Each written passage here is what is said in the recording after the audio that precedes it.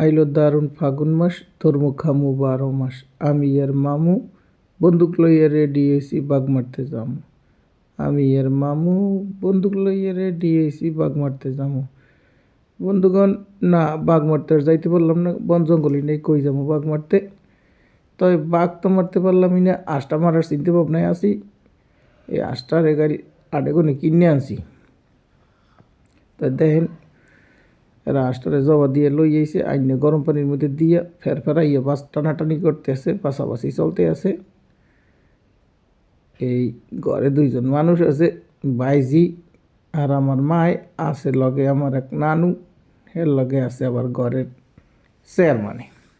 কয়জনে মিলিয়া ফেরাই আঁশটার এককালে সিলিয়া লাইলে এই দেন আবার সেক্কেও লই আইছে। এখন আবার পাইলে ঘষণি মাজনি দিয়া ঘষাঘষি চালাইতেছে পরিষ্কার করার লাগিয়া। কেমনি কি পরিষ্কার করিয়া লাইলে কইতে পারলাম না। তো একটা কেসা আছে বন্ধুরা, কেসাটা হইল কি, শীত চাপাইয়ে পড়ছে, শীত যত বেশি পড়ে খাওয়া দাওয়া তত বেশি আমার খাওয়া লাগে। যত শীত তত খাওয়া দাওয়া, না খাইলে মোর আবার হাত পাও ঘুরে ভালো লাগে না। মুই এলাম খাদক, খাইলে একটু ভালো লাগে, না খাইলে মন মেজাজ খারাপ থাকে। তো বেশি হইতে খাম ওই চিন্তা ভাবনা করে আস্টারে কালকে আটেখানে কিনে আনলাম, কিন্তু আল্লাহ ব্যামতি হঠাৎ করে এই রাত্রে অসুস্থ। তাই অসুস্থ হয়েছি আর চিন্তা করলাম যে কাল দেবে আস যাবা, আর আজকে আমি অসুস্থ, কেমনে আঁশটা খাম মানে। এর মধ্যে সকালবেলা দেহি ওদিকে গড়াগড়ি চলতে আছে, আঁশ ধরতে আছে, জবাই করে ঠেলাইছে, গড়া বাসা চলতে আছে। আমি তো রুমের মধ্যে হইয়ে সব টের পাইতে আছি যে ওদিকে কাটা বাসা চলতে আছে। তাই আল্লাহর দ্বারা বহুত করিয়া আর্জি করলাম, অনেক কিছু তওবা করলাম, মাপ চাইলাম যে আল্লাহ আঁশটা কপালে লেখছো, তাই একটু খাওয়ানোর ব্যবস্থা করো। সারাটা রাত শুয়ে রইলাম, সারাটা সকাল শুয়ে রইলাম, দুপুর করাইয়া বিকেল আইয়ে পড়ছে, সবাই শুনি ওইদিকে পোলাও খায়, হাঁস খায়, গড়াগড়ি কইরা মজা মাইরিয়া আমার কেনা হাঁস হেরা খাইতে আছে। তো আল্লাহর দ্বারে কই, আল্লাহ যদি কপালে আসলে হো তাই তাড়াতাড়ি সুস্থ করো। দুপুরবেলা দিলো আমারে খাইতে, খালি যাও, হেরা খাইলো হাঁস পোলাও। যাওটাও খাই আল্লাহর দ্বারে অনেক মাপ টাপ চাইলাম, মনে মনে কইতেছি বিকেলবেলা অসুস্থ মানুষ হাঁস দেবে কি দেবে না, এই চিন্তা ভাবনা করে একটু ঘুম দিলাম। সকালে দেখি দেখি ঘুম দিছি, পর সন্ধ্যার দিকে শরীরটা ভালোই লাগে। তো মনটা তো মানে না, খালি মনে চায় যে চুলের দ্বারে যাইয়ে দেখি কেমন করে আঁশটা রানলো আর খাইলো, মরে তো দিল না।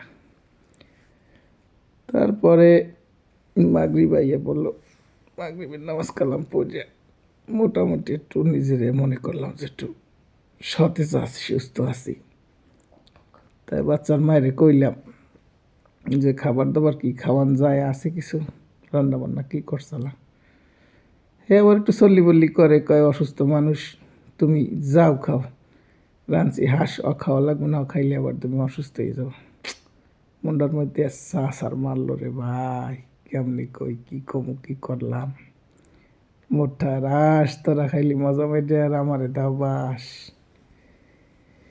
তো অনেক বুঝেই শুনেই রাজি করলাম যে না, মুই এখন সুস্থ হয়ে গেছি, এখন আঁশ খাইলে সমস্যা হইবে না। খাও দেখি যে রাজি হয় না, মাইয়ের মায় খালি কয় আঁশ টাশ খাওয়া যাবে না, এমনি তুমি অসুস্থ, বাইকে থাকলে পরে আবার খাবা না।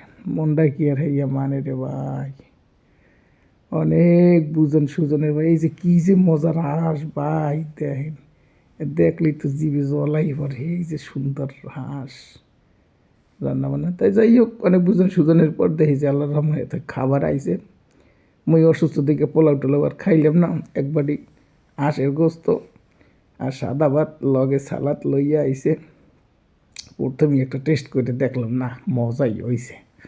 এমনকি ডাইন বাই চাউন যায়, খালি দাপুস দুপুস লোকমা আর লোকমা লোকমা লোকমা। ওরে আল্লাহ, এদি মাথাটাও দিয়েছে, দেখি কেমন একটা কামড়ে, ওর মাওলা, ওরে মজা রে। ইয়া আল্লাহ, তুমি কপালে লেখছো না, তোমাদের রাজার শুক্রিয়া খোদা, কি যে মজা হয়েছে রে ভাই। খালি খাই আর খাই। তো চিন্তা করলাম আশেপাশে কেউ আছে কিনা, কেউ নাই, মুই একলা একলা খাই।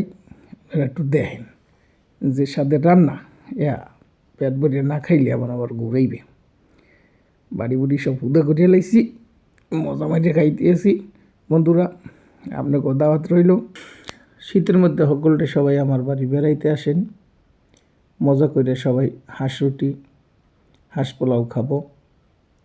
তাই বন্ধুরা, হাঁসের ভিডিও যদি আপনাদের কাছে ভালো লেগে থাকে কমেন্ট করে জানিয়ে দিবেন। সকলে লাইক, কমেন্ট, সাবস্ক্রাইব করে আমার পাশে থাকবেন। আমিও আপনাদের পাশে আছি। সকলের সুস্বাস্থ্যতা কামনা করছি। আসসালামু আলাইকুম ওয়া রাহমাতুল্লাহি ওয়া বারাকাতুহু।